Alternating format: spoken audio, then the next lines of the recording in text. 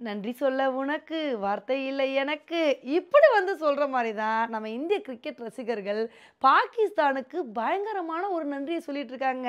இதுக்கு காரணம் என்ன அப்புட்ன்னா, இவங்க சாம்பியன்ஸ் ட்ரோஃபி நடத்துறதுக்கு இவங்க நாட்ல ஸ்டேடியத்தெல்லாம் ரெனோவேட் பண்றதுக்கு கொஞ்சம் கொஞ்சம் காசு இல்ல.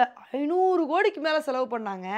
ஆனா, இவங்க கஷ்டப்பட்டு இந்த மாரிலாம் செலவு பண்ணி நெறைய முயற்சிகள் எடுத்தா கூட, நம்ம இந்தியா அசால்ட்டா துபாய்ல விளையாண்டு கப் அடிச்சுட்டு போயிட்டே இருந்துட்டோங்க. இத வந்து பார்க்கும்போது பாகிஸ்தானுக்கு ரொம்ப கஷ்டமா இருக்கும். ஏன்னா பாகிஸ்தான் என்ன நெனச்சாங்க அப்புட்ன்னா, நம்ம இந்தியா கூட வின் பண்றது தான் கப் அடிக்கிற மாரி. நமக்கு கப் அடிக்கிறதெல்லாம் முக்கியம் இல்ல. இந்தியா கூட எப்படியாவது வின் பண்ணணும் அப்படின்னு ரொம்ப ஆசைப்பட்டாங்க. அதுதான் முடியாம போயிருச்சு. சரி அது நடக்கலனா கூட சாம்பியன்ஸ் ட்ராஃபி நடந்தனால நல்ல ஒரு ப்ராஃபிட் எடுப்பாங்க. இதனால வந்து அவங்க நாடோட பாப்புலாரிட்டி உயரும்னு பார்த்தா, அதனாலயும் ஒரு பிரயோஜனமும் இல்லங்க.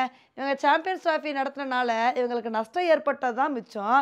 சரி இதெல்லாம் இல்லன்னா கூட ஃபைனல்ல இந்தியா தோத்துருவாங்க. இத பார்த்துட்டு நம்ம மனச தேத்திக்கலான்னு சொல்லி பாகிஸ்தான் ஒரு கனவோடு இருந்திருப்பாங்க. ஆனா அந்த கனவுல மண்ணள்ளி போடுற மாரி, நாங்க தான்ப்பா சாம்பியன்ஸ் ட்ராஃபிய வின் பண்ணுவோன்னு இந்தியா நியூசிலாந்த வீழ்த்தி ரொம்ப அழகா சாம்பியன்ஸ் ட்ராஃபிய வின் பண்ணிட்டாங்க. இத வந்து பார்க்கும்போது பாகிஸ்தானுக்கு வயிறு கபகபான்னு எரியுங்க. ஐய்யய்யோ! எது நடக்கக்கூடாதுன்னு நெனச்சோமோ, அது நடந்துருச்சே! யாரு கப்பு வின் பண்ணக்கூடாதுன்னு நெனச்சோமோ, அவங்க கப்பு வின் பண்ணிட்டாங்களே! அப்படின்னு பாகிஸ்தான் நம்ம இந்தியா கப்பு வின் பண்ணிட்டாங்கன்னு சொன்னோனே, ரொம்ப வருத்தத்துல இருந்திருப்பாங்க. இப்ப இந்த ஒரு விஷயத்த சொன்னோனே, ஒரு சில பேர் அப்படியே வரிஞ்சு கட்டிட்டு லைன்ல வருவாங்க. "நீங்க பண்றது ரொம்ப தப்பு. ஸ்போர்ட்ஸா தான் பார்க்கணும். நீங்க அரசியல கலக்குறீங்க" அப்படின்னு நீங்க வந்து சொல்லலாம். ஆனா, இந்த ஒரு விஷயத்த யாரு ஃபர்ஸ்ட் பண்ணா? பாகிஸ்தான் பிரதமர் தாங்க பண்ணாரு. பாகிஸ்தான் பிரதமர் ஷெபாஸ் ஷெரீஃப் கட்டாஃபி ஸ்டேடியத்த ஓப்பன் பண்ணும்போது என்ன தெரியுமா சொன்னாரு? "எங்களோட இலக்கு வந்து இந்தியாவ வீழ்த்தணும். இதுக்காண்டி நான் வந்து ரிஸ்வான கூப்ட்டு அவர்கிட்டலாம் வந்து பேசியிருக்கேன். பாகிஸ்தான் பிளேயர்ஸ்க்கு நாங்க ஒரு பெரிய டாஸ்க் வந்து குடுத்துருக்கோம். இந்த டாஸ்க் எதுக்கு தெரியுமா? இந்தியாவ வீழ்த்தணும் அப்படின்றதுக்காண்டி தான். எங்களோட டீம் பிளேயர்ஸ் இந்தியாவுக்கு ஏதாவது நல்ல பெர்ஃபார்மன்ஸ் வந்து குடுப்பாங்க. இந்தியாவ வீழ்த்திட்டாலே நாங்க கப் அடிச்ச மாரி" அப்படின்னு இந்தியாவ வீழ்த்தணும் அப்படின்ற ஒரு குறிக்கோள்லயே வந்திருந்தாங்க. ஸோ அப்படிலாம் வந்து இருக்கும்போது, இப்ப வந்து இந்தியா வின் பண்ணிருச்சு அப்புட்ன்னா, அவங்கனால வந்து நிம்மதியா இருக்க முடியுமா?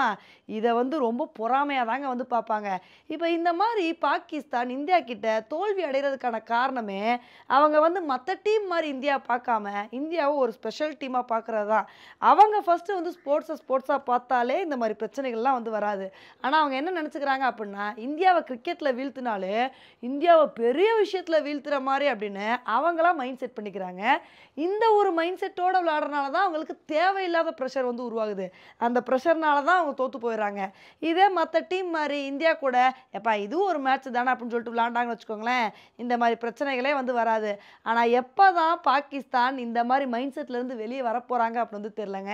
எப்ப இந்த மைண்ட் செட்லேருந்து வந்து இந்தியாவ மத்த டீம் மாரி பார்க்குறாங்களோ, அப்பதான் இந்தியா கூட வந்து வின் பண்ணுவாங்க. அத விட்டுட்டு நம்மள ஒரு த்ரெட்டா பார்த்தாங்கன்னு வச்சுக்கோங்களேன், நம்மளும் த்ரெட்டா தான் வந்து இருப்போம். ஈஸியா பாகிஸ்தான வீழ்த்திட்டு போயிட்டே தான் இருப்போம். ஓகே ஃப்ரெண்ட்ஸ், இந்த ஒரு விஷயத்த பத்தி நீங்க என்ன நினைக்கிறீங்க அப்படின்றத என்னோட கமெண்ட் செக்ஷன்ல வந்து போடுங்க. இதே மாரி இன்னொரு வீடியோல உங்கள வந்து மீட் பண்றேன். Bye friends.